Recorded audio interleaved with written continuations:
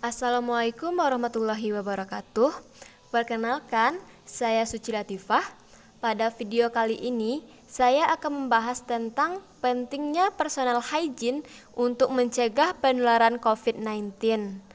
Nah, sebelum kita akan membahas tentang pentingnya personal hygiene untuk mencegah penularan COVID-19, lebih baiknya kita terlebih dahulu membahas tentang COVID-19 itu tersendiri. Kita akan membahas itu apa COVID-19, gejalanya, penyebab atau cara penularannya, dan cara pencegahan COVID-19 itu. Berikut cuplikan tentang COVID-19. Selamat menyaksikan. Kalian semua pasti sudah mendengar tentang coronavirus, virus yang telah melanda Tiongkok hingga dunia hanya dalam 1 bulan saja. Wuhan coronavirus yang dinamakan WHO sebagai 2019 novel coronavirus adalah jenis virus corona yang baru saja ditemukan dan dapat menginfeksi manusia karena kecepatannya dalam berkembang biak. Walaupun pada umumnya hanya menginfeksi binatang, terdapat 7 jenis virus corona yang dapat menginfeksi manusia, dan virus diantaranya adalah virus yang kita kenal beberapa tahun yang lalu, yaitu SARS coronavirus dan MERS coronavirus. Termasuk novel coronavirus yang baru ditemukan, mereka semua adalah sekeluarga virus yang biasanya menyerang sistem pernafasan. Keberadaan virus yang baru domestis ini menuai banyak pertanyaan, dan dengan video ini kami akan mencoba untuk menjawab sebisa mungkin untuk meredakan rasa penasaran dan kecemasan kalian. Jadi, apa sebenarnya yang dimaksud dengan sebutan 2019 novel coronavirus? Yang dimaksud dengan virus novel adalah virus yang tidak pernah diidentifikasi sebelumnya. Oleh karena itu, informasi mengenai virus ini masih sangat terbatas. Virus ini pertama diidentifikasi di kota Wuhan, Tiongkok pada Desember 2019 dan dicurigai dimulai dari sejenis kelelawar. Dijual di sebuah pasar seafood dan binatang hidup yang besar. Selain dapat berpindah dari binatang ke manusia, dapat juga ditularkan dari manusia ke manusia. Kasus virus corona sudah ditemukan di hampir semua provinsi di Cina dan di banyak negara lain. Di Indonesia sendiri sudah ada beberapa kasus infeksi virus corona, namun beberapa menunjukkan hasil lab negatif dan yang lainnya masih dalam pemeriksaan. Tetapi, hal ini tidak mungkin menutup bahwa sudah ada infeksi virus corona lainnya yang belum terdeteksi di Indonesia. Karena gejala biasanya muncul 2 hari sampai dengan 2 minggu dari paparan, dan orang yang terpapar dapat menyebarkan virus ini walaupun belum timbul gejala. Memangnya apa sih gejala dari infeksi virus corona yang baru ini? Virus corona dapat menginfeksi saluran pernafasan atas. Jika menginfeksi saluran pernafasan atas, gejala pada umumnya tampil seperti batuk pilek biasa dengan demam ringan yang akan sembuh dalam beberapa hari. Tetapi pada orang dengan sistem imunnya lemah, virus corona dapat menginfeksi saluran pernafasan bawah dan menyebabkan gejala lebih buruk seperti demam tinggi dan sesak napas. Hingga sekarang vaksin untuk penyakit ini belum ditemukan. Selain itu, tidak ada pengobatan khusus untuk membunuh atau mematikan virus corona. Namun pada sebagian besar kasus infeksi dan mereda dengan sendirinya, dan gejala akan hilang atau dengan kata lain soft limiting, seperti batuk flu biasa, dan pasien hanya perlu obat-obatan untuk meringankan gejala, contohnya obat penurun panas atau antiperitik untuk demam, dan obat untuk meredakan obat batuk pilek. Lalu bagaimana cara untuk mencegah penyebaran virus ini? Virus corona kemungkinan besar menyebar lewat droplet. Orang yang terinfeksi yang tersebar terutama ketika mereka batuk atau bersin.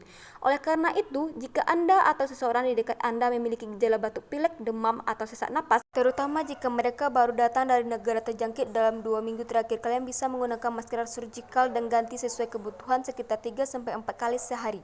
Tutup mulut dengan tisu saat batuk atau bersin. Lalu segera buang ke tempat sampah dan cuci tangan dengan sabun atau hand sanitizer antiseptik. Sering-sering cuci tangan dengan hindari memegang mata, hidung, maupun mulut sebelum cuci tangan. Center for Disease Control and Prevention atau CDC menghimbau untuk menghindari perjalanan ke negara terjangkit. Apabila kalian datang dari negara terjangkit dalam 2 minggu terakhir dan memiliki gejala seperti yang telah dijelaskan tadi, segera hubungi rumah sakit yang akan kalian hubungi mengenai kondisi kalian, dan jangan lupa untuk memberitahu riwayat perjalanan kalian ke negara terjangkit. Sekian cuplikan tentang COVID-19. Mari kita bersama-sama memutus mata rantai COVID-19 dengan cara please stay at home. Nah, sudah pada tahu kan apa itu coronavirus? Jadi di mana sih letak pentingnya penerapan personal hygiene untuk mencegah penularan COVID-19 ini? Tunggu dulu.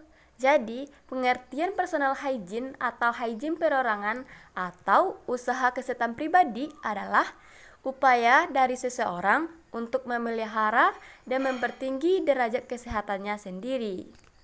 Tujuan utama dari penerapan personal hygiene adalah untuk melindungi, memelihara, dan mempertinggi derajat kesehatan manusia atau perorangan dan masyarakat sedemikian rupa, sehingga faktor lingkungan yang tidak menguntungkan tersebut tidak sampai menimbulkan gangguan kesehatan. Manfaat personal hygiene yang paling utama adalah terciptanya kebersihan diri sendiri maupun lingkungan tempat tinggal. Jadi, penerapan personal hygiene sangat penting untuk mencegah dan menghindarkan diri dari COVID-19.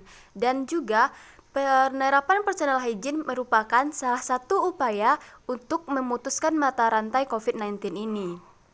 Berikut cuplikan penerapan personal hygiene yang dapat kita lakukan untuk mencegah dan menghindarkan diri dari COVID-19. Selamat menyaksikan.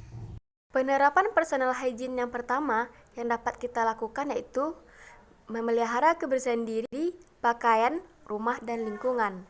Menjaga kebersihan diri yang dapat kita lakukan contohnya yaitu seperti memotong kuku secara teratur. Untuk menjaga kebersihan pakaian, kita bisa mencuci dan mensetrika pakaian. Untuk menjaga kebersihan rumah, kita bisa menyapu dan mengepel rumah. Untuk menjaga kebersihan lingkungan, kita bisa mencabuti rumput yang ada sekitar perkarangan rumah. Yang kedua, yang dapat kita lakukan yaitu mencuci tangan pakai sabun dengan baik dan benar. 6 langkah cuci tangan pakai sabun. Yang pertama, gosok kedua telapak tangan. Yang kedua, gosok punggung tangan. Yang ketiga, gosok kedua sela-sela jari. Yang keempat, gosok kedua buku-buku jari. Yang kelima, gosok kedua ibu-ibu jari. Dan yang keenam, gosok ujung jari dan pergelangan. Dan 6 langkah cuci tangan pakai sabun selesai. Yang ketiga, yaitu mengkonsumsi makanan yang sehat dan bebas dari penyakit. Yang keempat, yaitu meningkatkan daya tahan tubuh, kesehatan jasmani dengan cara olahraga yang teratur. Yang kelima, yaitu menghindari terjadinya kontak langsung dari berbagai sumber penyakit. Misalnya, hindari kontak langsung dengan binatang ternak. Yang keenam yaitu menghindari menyentuh wajah termasuk mengucek mata. Yang ketujuh, menutup mulut dan hidung dengan tisu atau lengan atas bagian dalam bukan telapak tangan ketika batuk. Karena lengan atas bagian dalam jarang dipergunakan dan meminimalisir penyebaran bibit penyakit. Yang kedelapan, hindari kontak fisik dengan orang lain ketika bepergian. Selalu menjaga jarak aman dengan orang lain minimal 1 meter. Yang kesembilan, gunakan masker dengan benar hingga menutup mulut dan hidung ketika berada di luar rumah atau di tempat umum. Yang kesepuluh, menunda perjalanan keluar atau memasuki daerah yang ditemukan adanya kebadan virus. 11. Biasakan banyak mengkonsumsi air putih. 12. Melengkapi rumah dengan fasilitas-fasilitas yang menjamin hidup sehat seperti sumber air yang baik, kakus yang sehat. Dan yang terakhir yaitu pemeriksaan kesehatan. Melakukan pemeriksaan kesehatan teratur dan apabila ada gejala yang mencurigakan langsung diperiksa ke tempat kesehatan terdekat. Jadi, sekian video dari saya tentang pentingnya penerapan personal hygiene untuk mencegah penularan COVID-19 and thank you for watching.